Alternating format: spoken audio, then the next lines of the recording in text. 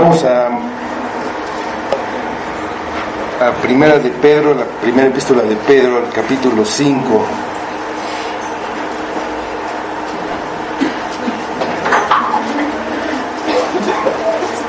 Ya llegamos al final de este estudio de la Primera de Pedro.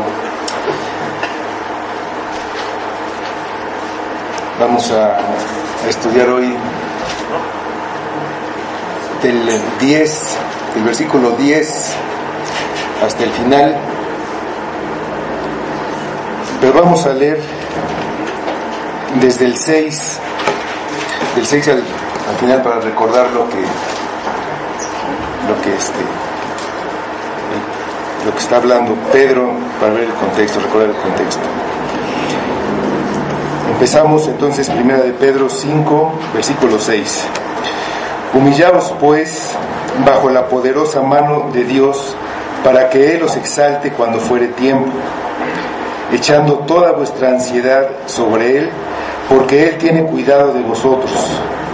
Sed sobrios y velad, porque vuestro adversario el diablo, como león rugiente, anda alrededor buscando a quien devorar, al cual resistid firmes en la fe, sabiendo que los mismos padecimientos se van cumpliendo en nuestros hermanos en todo el mundo.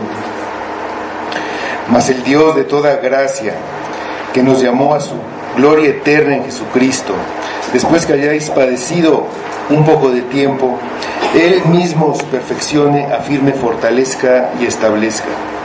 A Él sea la gloria y el imperio por los siglos de los siglos. Amén. Por conducto de Silvano, a quien tengo por hermano fiel, os he escrito brevemente, amonestándoos y testificando que esta es la verdadera gracia de Dios en la cual estáis. La iglesia que está en Babilonia, elegida juntamente con vosotros, y Marcos, mi hijo, os saludan. Saludaos unos a otros con ósculo de amor. Paz sea con todos vosotros los que estáis en Jesucristo. Amén.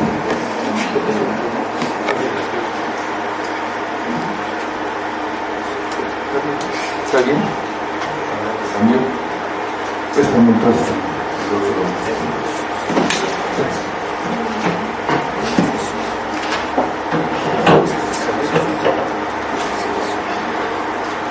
Bueno, hay cosas que tenemos nosotros todos los días y que nos acostumbramos a ellas y ya las damos por algo hecho.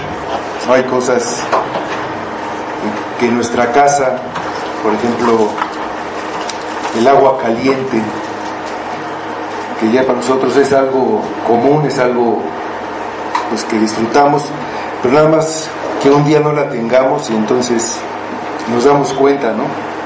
Y así hay otras muchas cosas.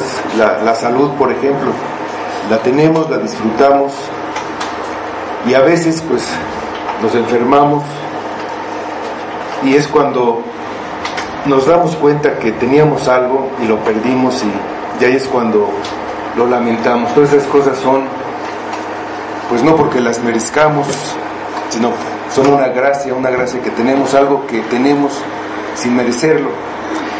Y hoy vamos a hablar de esto. Ahí dice en nuestro versículo, el Dios de toda gracia. Entonces es el título de la predicación de hoy, el Dios de toda gracia. Y vamos a profundizar un poquito en esto de la gracia y en lo que Dios hace a través de ella. ¿Sí? Entonces esta carta de Pedro está dirigida a personas que están sufriendo. El apóstol Pedro llama a los cristianos, en esos versículos que leímos, a ser humildes, porque Dios resiste a los soberbios y da gracia a los humildes.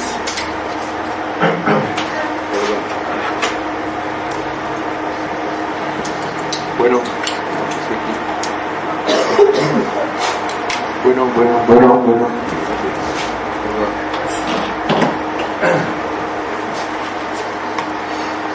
Entonces,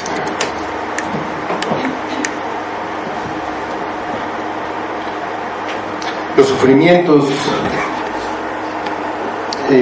vienen de la mano de Dios y vienen con un propósito definido: probar y purificar la fe de los creyentes como una preparación para recibir la herencia eterna que está reservada para ellos en el cielo.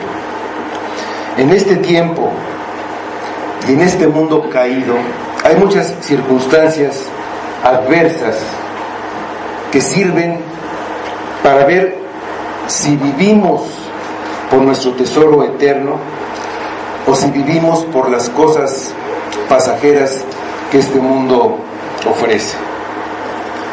Un verdadero creyente sabe que Dios ha hecho todo lo que está pasando para su bien, y en lugar de rebelarse, amargarse y tratar de vivir sin tomar en cuenta a Dios, aferrándose a sus afectos terrenales, se humilla bajo la poderosa mano de Dios, echando sobre él toda su ansiedad, porque sabe que Dios cuida de él y que a su debido tiempo él va a recibir lo que espera. Sin embargo, durante la peregrinación hacia la patria celestial, en este viaje del creyente, además de la atracción que el cristiano siente por las cosas del mundo, hay un enemigo que está esperando el momento oportuno para atacar al creyente y destruirlo totalmente. El blanco que va a atacar es el alma del creyente. Espera un momento de distracción o debilidad. El enemigo es el diablo, que anda acechando como un león rugiente para buscar a quien devorar. Por lo que hay que estar alertas, atentos a todo lo que sucede, vigilantes siempre ante el peligro, sin tener la mente distraída y ocupada por cualquier cosa, por las preocupaciones y circunstancias de la vida, y mucho menos por el alcohol o las drogas. El llamado de Pedro es a estar sobrios y a velar. A velar, o sea, velar es estar despierto. Y nosotros decimos que velamos principalmente de noche, pero aquí no se refiere tanto a no dormir por la noche, sino a velar, a estar despiertos. Ahorita, aquí mismo, estamos con los ojos abiertos, pero puede haber algunos que estén dormidos. E incluso hay algunos que están dormidos con los ojos cerrados, pero no importa si están los ojos cerrados o abiertos. La obligación que tenemos es velar, estar pendientes de todo lo que pase por ese enemigo que está esperando la menor oportunidad y va a actuar. Los ataques vendrán cuando menos se espera, y la única defensa es estar firmes.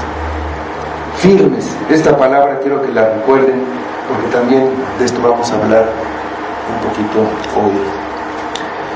Dice: firmes en la fe, siendo humildes, confiando solamente en Cristo y poniendo sobre Él todas nuestras aflicciones y nuestras debilidades. Estos mismos padecimientos, las mismas dificultades, los mismos sufrimientos se van cumpliendo en sus hermanos en todo el mundo. En un mundo inseguro, lleno de peligros e incertidumbres y de enemigos ocultos, además de los visibles. En este mundo en el que el creyente está solamente de paso, avanzando constantemente en ese viaje que tiene, aunque no sin tropiezos ni dificultades, rumbo a su verdadera patria, pero con toda seguridad y firmeza, sigue avanzando, y sobre todo con gran aliento y esperanza. ¿Por qué? Viendo quién lo llama. ¿Y quién es el que lo llama? Dios de toda gracia es el que llama. Es el versículo 10 de nuestro pasaje.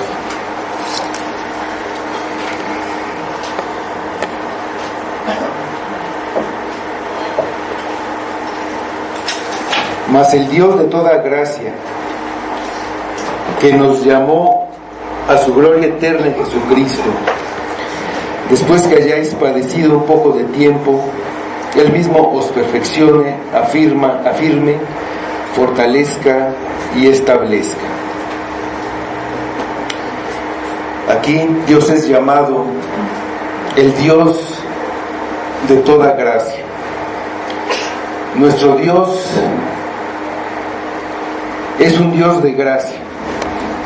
¿Y qué significa esto? El sentido que aquí tiene la palabra gracia, que es el sentido común, es el de un favor no merecido. Es un favor, algo, un don, algo que se da sin que lo merezca la persona a la que se le da. Una concesión gratuita, sin ningún costo, sin que tengan que pagar por ella. Y esta gracia que Dios da es hacia personas que por su conducta y acciones merecen un castigo muy severo. El castigo que merecen de acuerdo a la ley, es decir, el castigo que sería perfectamente justo para esas personas es la muerte. La paga del pecado es muerte, y la gracia que Dios da es la vida eterna en Cristo Jesús, Señor nuestro, dice Romanos 3:23. La gracia de Dios es lo que Él da en lugar del castigo. Esta gracia es la salvación eterna y abarca la misericordia, el amor y el perdón de pecados.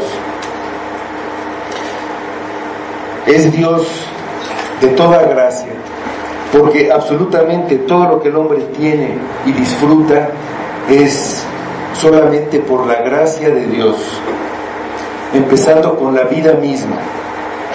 Todos los seres humanos reciben por gracia muchos dones que son comunes para todos los hombres: la vida, el sol, el aire, el agua. Todos reciben el testimonio de que existe un Dios creador en la creación que los rodea. Hay además una gracia que da Dios a los pecadores, que es la revelación del Evangelio solamente por su voluntad soberana. Da esta revelación como el único medio de revelar a Jesucristo y la gracia que abarca todas las demás gracias de la salvación. Esta gracia es dada solamente a los que llamó a su gloria eterna en Jesucristo. Es una obra hecha por el Espíritu Santo en toda el alma, que produce en ellos, que estaban muertos en sus delitos y pecados, una nueva vida espiritual, regenerándolos y librándolos de la culpabilidad y la condenación en la que estaban sujetos por el pecado y la cautividad del diablo. Ahí, cuando ellos escuchan el Evangelio y lo obedecen, escapan del lazo del diablo en el que estaban sujetos, y al estar libres, escapando hacia su patria celestial, es cuando el diablo está al acecho, esperando devorarlos, esperando destruir esa alma que escapó de su dominio. Dice segunda de Timoteo, capítulo 2, versículos 25 y 26. Así que dice que los que se arrepienten para conocer la verdad pueden escapar de este lazo del diablo. Y después de este escape es cuando el diablo está listo para atacar.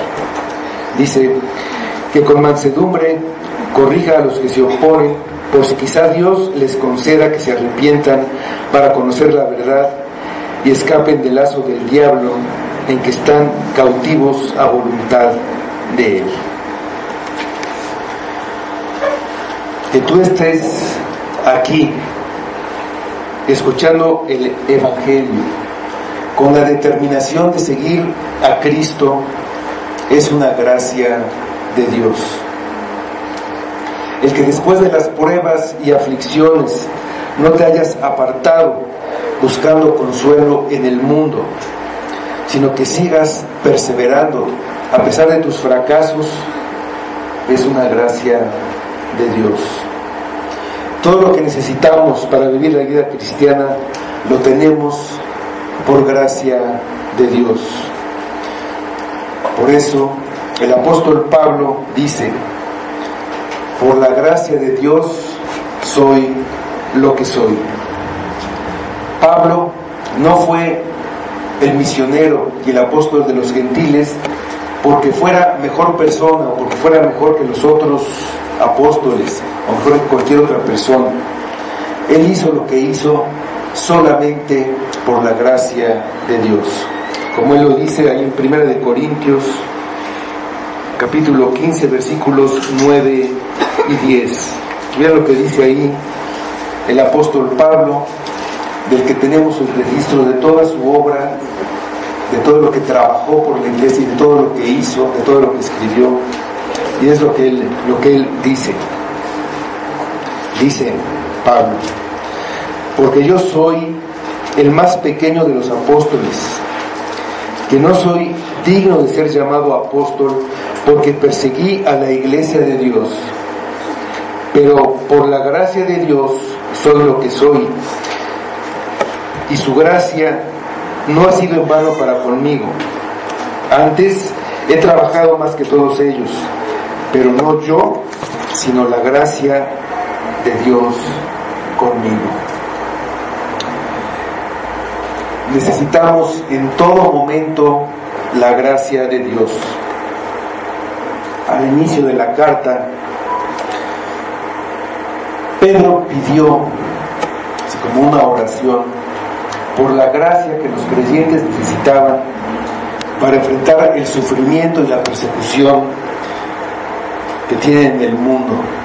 En su saludo, el versículo 2 del capítulo 1 dice: gracia y paz os sean multiplicadas. Aquí más adelante en la carta sigue hablando de los profetas. Dice que ellos profetizaron no algo para ellos, sino de la gracia destinada a nosotros, de la gracia destinada a los creyentes, por lo que los creyentes debían ser sobrios y esperar en esa gracia. La gracia de la salvación que tendrán cuando Jesucristo sea manifestado. En el capítulo 1, versículos 10 y 13 menciona esto.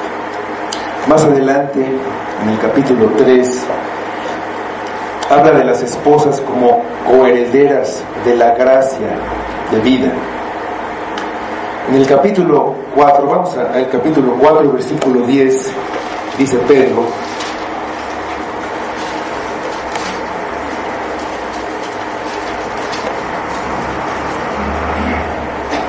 cada uno, según el don que ha recibido, ministrelo a los otros como administradores, como buenos administradores de la multiforme gracia de Dios.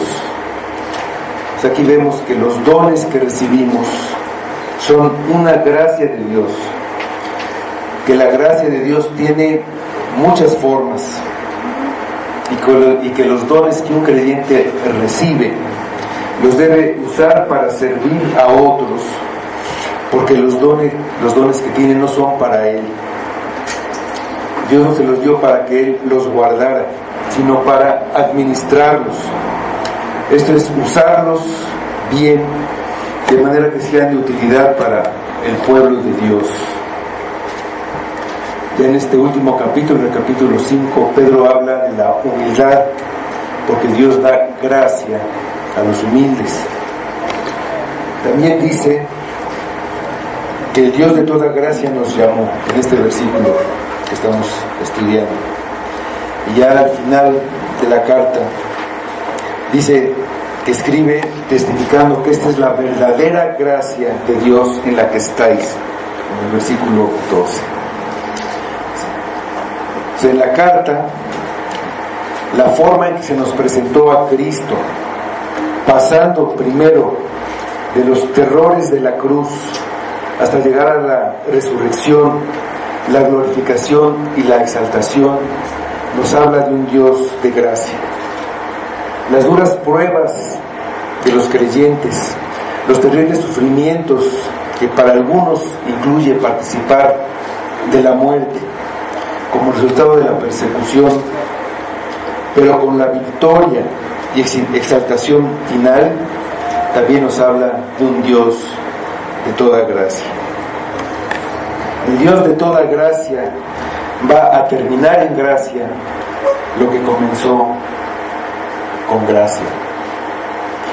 Pedro escribe a los elegidos según la presciencia de Dios, en el versículo 2 del capítulo 1. Se nos llamó por gracia para darnos todo lo demás solo por gracia. Dice Romanos 8:30, vamos a Romanos 8:30, que habla de los que llamó, que son los mismos que al final glorifica, y dice: y a los que predestinó, que estaban en su presciencia, a estos también llamó, y a los que llamó a estos también justificó, y a los que justificó a estos también glorificó. Nos llamó para su reino y gloria, la misma gloria de nuestro Señor Jesucristo, exactamente la misma gloria. Por gracia nos las va a dar a nosotros. Vamos a 2 de Tesalonicenses capítulo 2, versículos 13 y 14.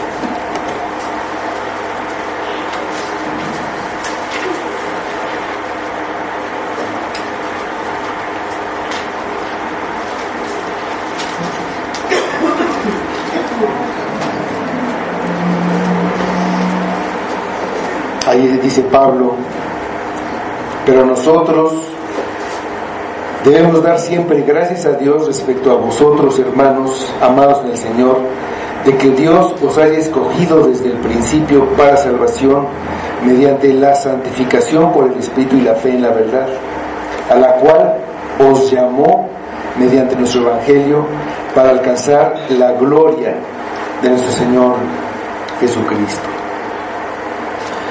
El llamado es a su gloria eterna, a nuestro destino eterno, pero el llamado es durante nuestra vida en este mundo, cuando éramos ajenos a Él y vivíamos en tinieblas. Dice Pedro: nos llamó de las tinieblas a su luz admirable. Capítulo 2, versículo 9. Nos llamó a su gloria eterna en Jesucristo, o por Jesucristo, porque estamos unidos por la fe a Cristo en todo, en su muerte, en su resurrección y en su glorificación. En Jesucristo es donde el Padre nos ha manifestado su gracia, y es el medio o camino por el cual nos lleva a su gloria eterna, el único medio. Sí, el Evangelio de Juan, capítulo 14, versículo 6, hablando Jesús, dice: Jesús le dijo: yo soy el camino y la verdad y la vida. Nadie viene al Padre sino por mí.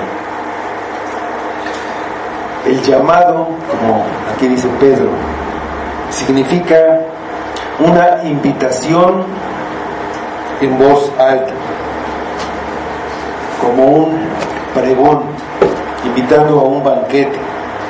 Es el llamado divino por el que los cristianos entran en el privilegio, en todos los privilegios que da el Evangelio. En las palabras del catecismo, ese que tenemos ahí en el himnario, en la pregunta 32, el llamado, esas palabras dice el catecismo: el llamamiento eficaz es la obra del poder y la gracia de Dios el Padre, mediante el cual Él, por su palabra y espíritu, invita y atrae a sus elegidos hacia Jesucristo, convenciéndolos de su pecado y miseria, iluminando sus mentes en el conocimiento de Cristo y renovando sus voluntades, persuadiéndoles de ese modo y capacitándoles para recibir a Jesucristo, quien es ofrecido libremente a todos en el Evangelio. El llamado es una obra del Espíritu Santo en el corazón del hombre. Consiste en esencia en influenciar la mente para que se vuelva a Dios y para que entre en el reino, tanto como sea necesario para asegurar la vuelta del pecador hacia Dios. La manera en que lo hace es totalmente soberana. Dice en el Evangelio de Juan, capítulo 3, versículo 8, Cristo compara esta obra del Espíritu con el viento, y así dice: el viento sopla de donde quiere y oyes su sonido, mas ni sabes de dónde viene ni de dónde va. Así es todo aquel que es nacido del Espíritu.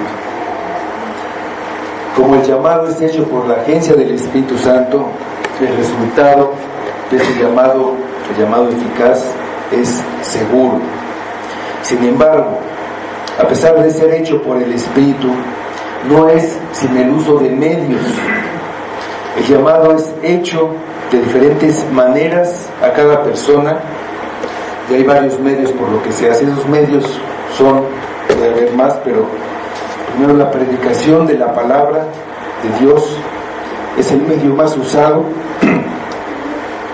Agradó a Dios salvar a los creyentes por la locura de la predicación. El Espíritu usa la palabra predicada de muchas formas. A veces muchos son impactados al mismo tiempo. Otras veces la misma verdad afecta solamente a una mente, mientras las demás quedan indiferentes. A veces la verdad llega al corazón de un pecador que ha escuchado la verdad cientos de veces sin estar interesado. El Espíritu actúa con un poder soberano, sin seguir ninguna regla. Otra manera puede ser la providencia de Dios, esos eventos que Dios usa para llevar a las personas a su reino. Dios hace un llamado a las personas, los puede colocar en un lecho de dolor, o que tengan que seguir a un amigo en su procesión hacia la tumba, y entonces ellos sienten que van a morir y son llevados a la pregunta de si están preparados o no, y pueden buscar una esperanza, y así el Espíritu los puede llevar al reino. La lectura es otra forma de llamar a las personas. Desde luego la Biblia es el gran medio, pero el Espíritu puede usar otras lecturas, hasta desde un simple folleto, o otras lecturas como puede ser un sermón impreso de Spurgeon o de Jonathan Edwards, o un buen libro, que sí, el Espíritu puede obrar a través de esto. El Espíritu puede usar una conversación. A veces dos personas están hablando de Cristo y una que está en una mesa junto oye sin que esté dirigiéndose a él o al que está oyendo, y el Espíritu dirige los pensamientos por esa conversación de una persona de manera desconocida para nosotros, y le hace recordar su vida pasada, hacerlo consciente de su culpa, y lo hace reflexionar sobre la muerte, el juicio y la eternidad, y así lo llama al reino. Pues el Espíritu convence a un pecador de pecado, es el primer paso. Lo hace reconocer que él ha pecado, que es culpable. Después lo convence de justicia, de que hay justicia, de que Dios es un juez justo y que no tendrá por inocente al culpable. Y lo convence de juicio, el juicio sobre Cristo, que ahí fue castigado el pecado. Los pecadores que confían y creen en Cristo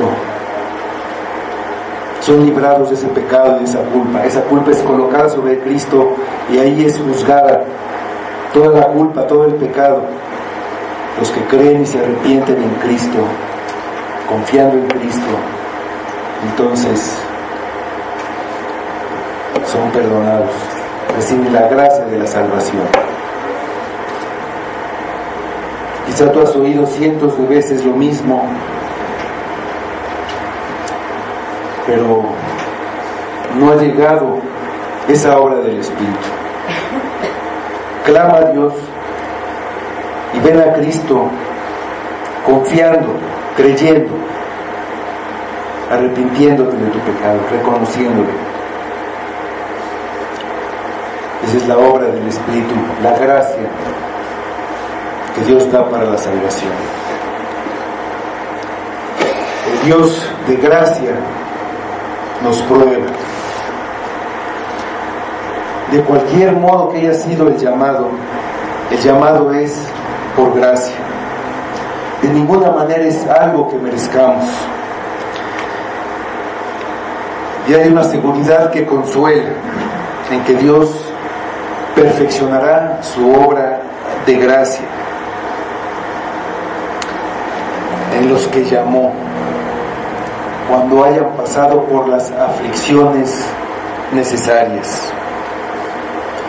Dice nuestro versículo, después de padecer por un poco de tiempo, después de padecer un poco de tiempo en este mundo. Pedro ha hablado mucho de los sufrimientos en esta carta, que son de corta duración, mientras la gloria que nos espera es eterna.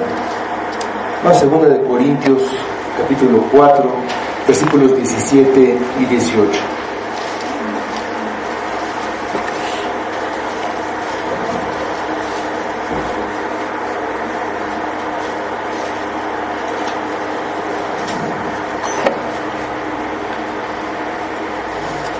Porque esta leve tribulación momentánea produce en nosotros un cada vez más excelente y eterno peso de gloria, no mirando a nosotros las cosas que se ven, sino las que no se ven, porque las cosas que se ven son temporales, pero las que no se ven son eternas.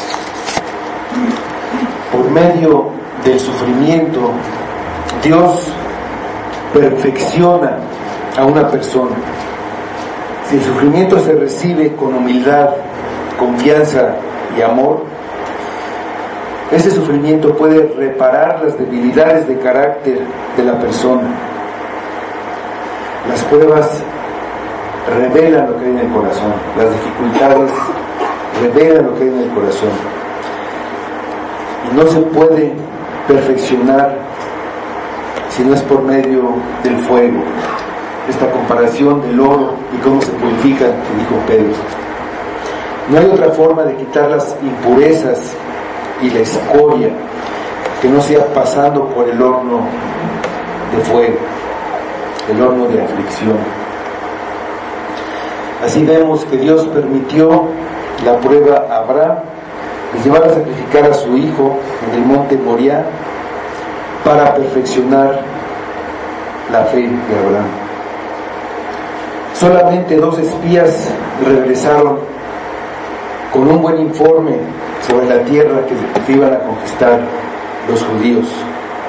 Con eso, los israelitas estaban siendo probados en relación a su confianza y dependencia de Dios para todas las batallas que les esperaban al entrar a conquistar a la tierra prometida. Ahí se vio que necesitaban ser purificados y ser renovados, restablecidos para que pudieran entrar. Y pasó bastante tiempo, 40 años antes de que pudieran regresar a donde habían estado ya antes. Dios le dio permiso a Satanás para que probara a Job con el propósito de demostrarle que sí hay hombres que pueden ser fieles sin llegar a blasfemar su nombre. Job salió perfeccionado de esa prueba. Dios permitió que Satanás probara a Pedro para que supiera hasta dónde el Señor intercede por los suyos. Después, Pedro predicó con valor ante las más altas autoridades judías y llegó a morir por Cristo. Así también Dios permitió las terribles pruebas por las que pasó su Hijo amado, siendo varón de dolores, experimentado en quebranto. Es esa nuestra mayor referencia cuando pasamos por un horno de fuego. La palabra que se usa en el versículo para perfeccionar es la de restaurar algo que está roto, de manera que quede como nuevo, totalmente restaurado.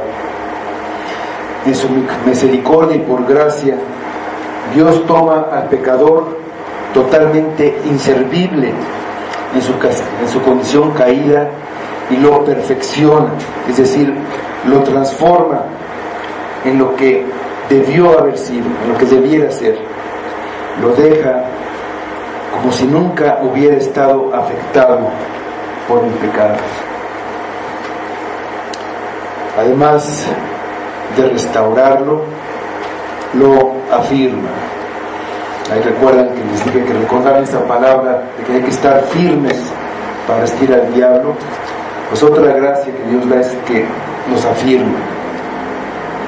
Vivimos en un tiempo en que parece que no hay nada duradero. Los principios y los valores cambian. Las instituciones más sólidas parecen desmoronarse. En la iglesia hay multitud de vientos de doctrina que se ponen de moda y que engañan a muchos. Pero el Dios de toda gracia nos va a hacer sólidos como el granito, nos va a afirmar. Esa es la palabra que usa Lucas en su Evangelio cuando dice que Jesús afirmó su rostro para ir a Jerusalén. Él fue firme en ir a Jerusalén a pesar de que en esa ciudad lo esperaba el sufrimiento y la muerte. Los creyentes del primer siglo fueron firmes ante la persecución que los llevaba al circo romano y fueron firmes ante muchas circunstancias adversas. La prueba entonces también afirma, es decir, deja firme al creyente, bien cimentado en el amor de Dios, sobre la roca, para que nadie lo pueda mover de ahí, para que permanezca y persevere hasta el fin, a pesar de todas las tormentas que vengan sobre él, y a pesar de todos los ataques del adversario para destruirlo. Siendo firme en un mundo cambiante, un creyente sólido da un testimonio viviente de su fe, y de esa manera es una bendición para el mundo. Otra gracia que Dios nos da es que nos fortalece. No es suficiente que estemos ahí firmes sin movernos. Dios quiere fortalecernos, que tengamos fuerza. Un ejemplo de esta fortaleza es David, que experimentó en su vida la fortaleza de Dios. Ahí en los Salmos, en el Salmo 27, en el versículo 1, en la segunda parte del versículo, dice David: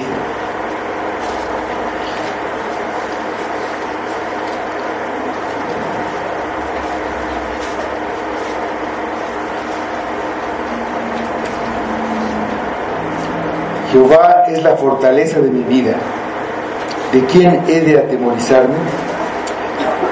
En el 28, en el Salmo 28, versículo 7, en la primera parte del versículo dice: Jehová es mi fortaleza y mi escudo, en él confió mi corazón y fui ayudado.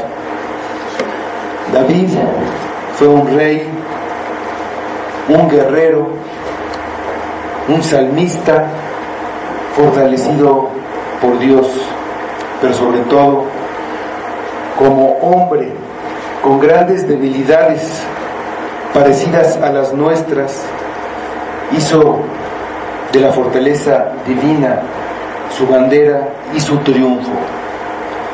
Dios reemplaza nuestras debilidades poniendo su fortaleza en lugar de nuestra debilidad.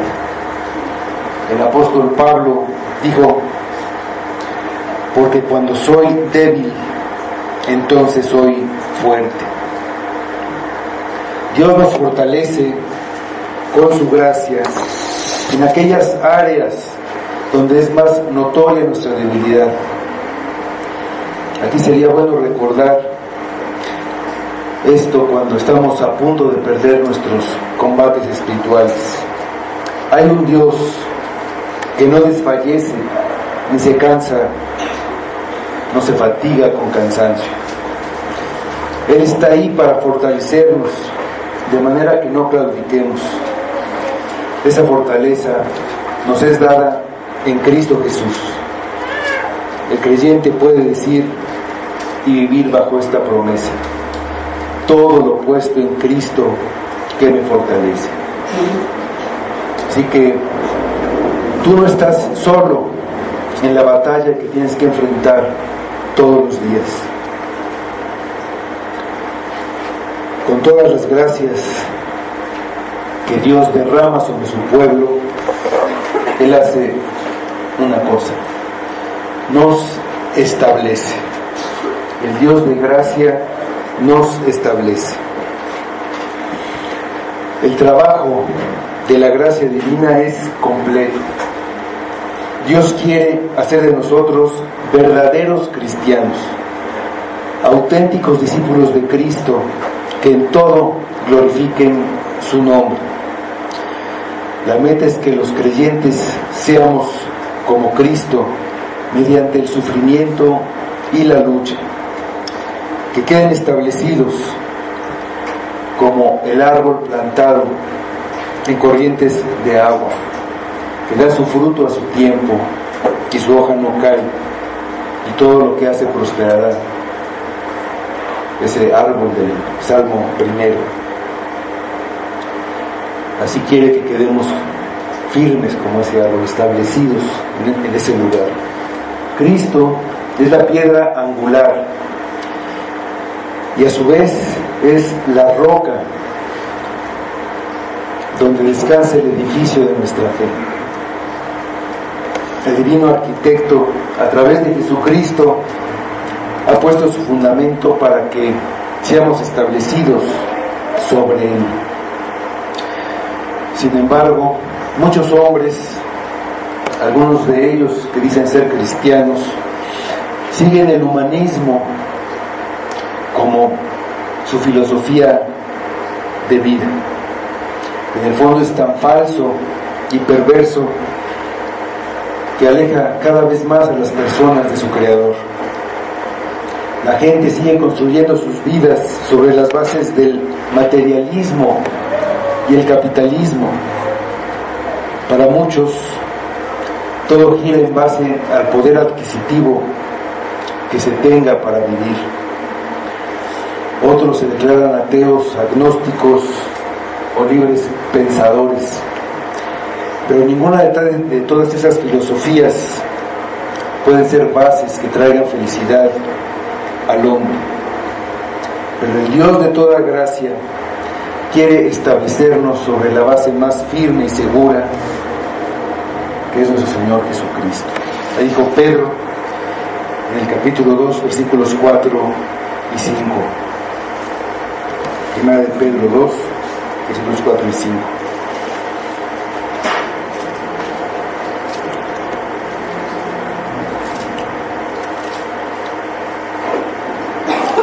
Acercándoos a Él, piedra viva, desechada ciertamente por los hombres, mas para Dios escogida y preciosa.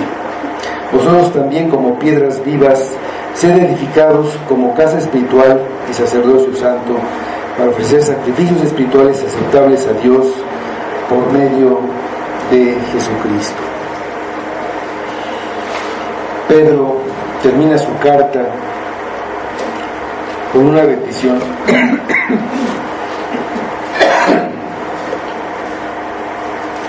El Dios de toda gracia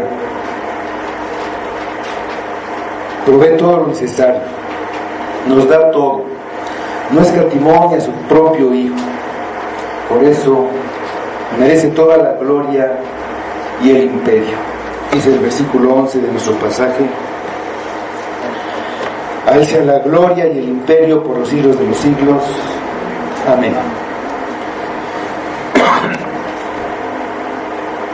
En su despedida,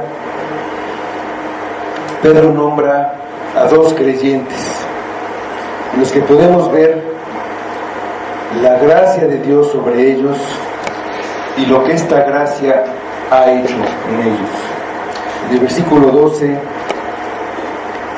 dice: por conducto de Silvano, a quien tengo por hermano fiel, os he escrito brevemente, amonestándoos y testificando que esta es la verdadera gracia de Dios en la cual estáis. Silvano o Silas fue compañero de misiones de Pablo en su segundo viaje misionero. Él tomó el lugar de Bernabé cuando Pablo y Bernabé se separaron. Aquí Pedro lo describe como un hermano fiel. Él era un creyente firme, fortalecido y establecido. Dios lo había perfeccionado. Cuando es mencionado en la Biblia, lo vemos como alguien dispuesto a servir. Ahí en las misiones con Pablo, y aquí ayudando a Pedro, sirviendo fielmente. ¿A quién? ¿A Pablo y a Pedro? No, al Señor.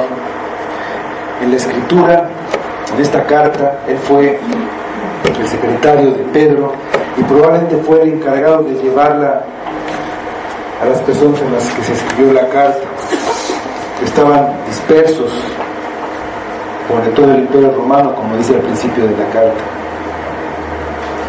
Dice que el escrito es breve relativamente, pero en estas pocas palabras hemos recibido amonestaciones o exhortaciones en todas las esferas de la vida cristiana y un testimonio que esta es la verdadera gracia de Dios. Por los sufrimientos que estaban soportando, algunos fueron tentados a dudar. También en la actualidad, al ver los sufrimientos A muchas personas no les gusta oír de esto y pues prefieren un evangelio falso que les promete riqueza y les promete muchas cosas fáciles. Pero esta es la verdadera gracia de Dios. Por los sufrimientos que estaban soportando, pues algunos dudaban, pero Pedro los confirma y los anima al decirles que a pesar de todo, esa gracia en la que viven es la verdadera gracia de Dios. Ellos experimentaron esa gracia en la conversión. Esa gracia los sostiene en su vida cristiana, en medio de luchas y tribulaciones. Y es la misma gracia que un día los va a llevar a disfrutar de la vida eterna con el Señor. En el versículo 13, la iglesia que está en Babilonia, elegida juntamente con vosotros, y Marcos, mi hijo, os saluda.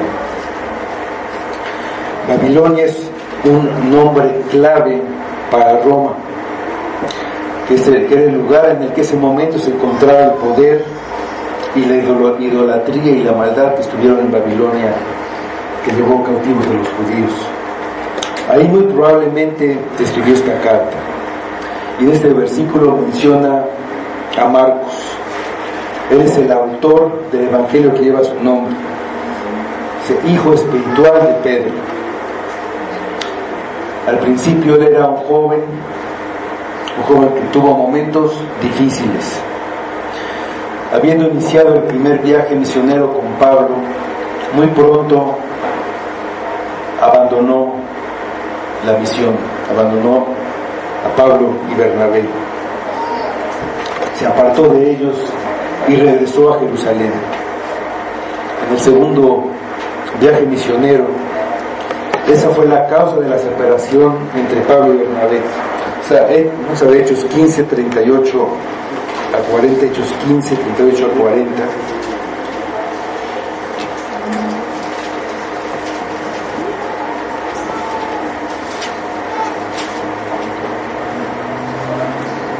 Dice: pero a Pablo no le parecía bien llevar consigo al que se había apartado de ellos desde Panfilia y no había ido con ellos a la obra.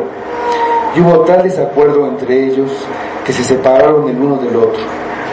Bernabé, tomando a Marcos, navegó a Chipre, y Pablo, escogiendo a Silas, salió encomendado por los hermanos a la gracia del Señor. Con el paso del tiempo,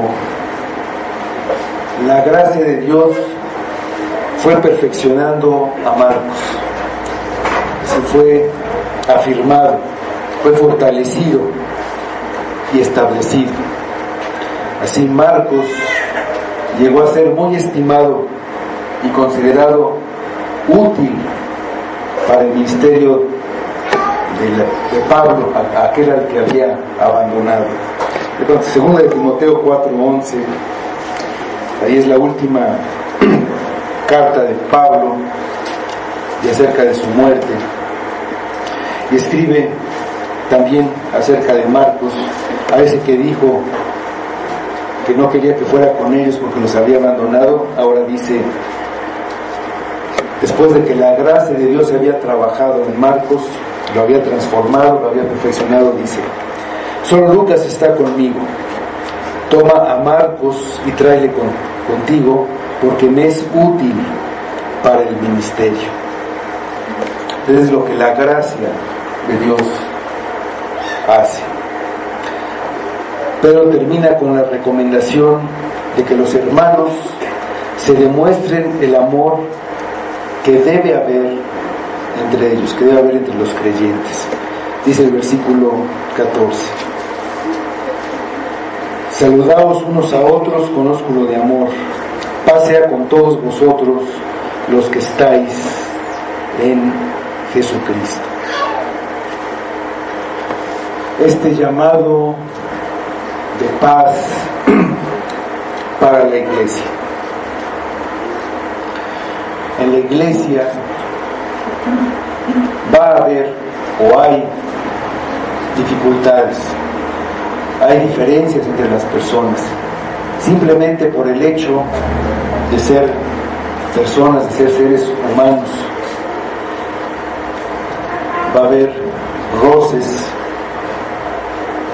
va a haber molestias, y muchas veces son cosas sin importancia. Si nos profundizamos un poco, porque no me saludó, porque este creyente no hace lo que yo pienso que debería hacer, porque este creyente ya se le subió,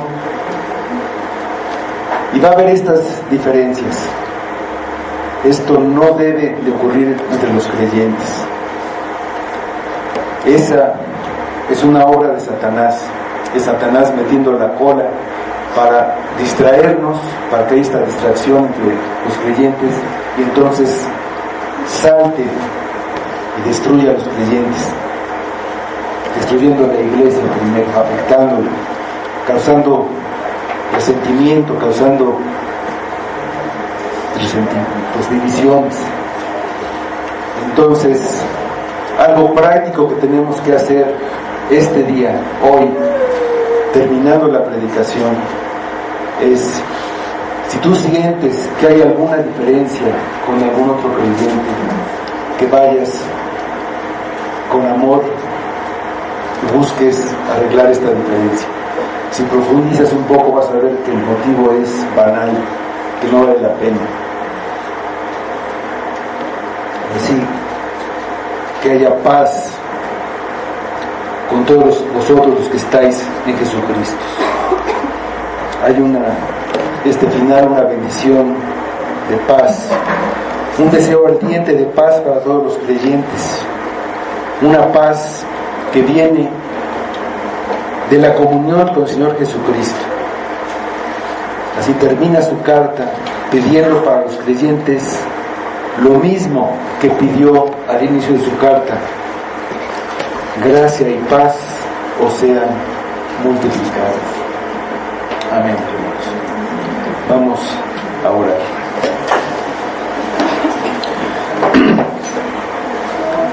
Señor, te damos muchas gracias por tu obra de gracia en nosotros, tu obra de gracia en la iglesia, y te pedimos que esa gracia tuya, porque es un don que no merecemos, venga a esta iglesia, que no permitas que tropecemos por nuestras debilidades, por nuestra naturaleza corrupta, Señor. Que esa gracia que tú nos das nos perfeccione, nos afirme, nos fortalezca y nos establezca, de manera que estemos firmes, determinados a seguir a Cristo, y que no permitamos esa distracción en las cosas del mundo con la que Satanás nos quiere sacar de la carrera. Quiere evitar que lleguemos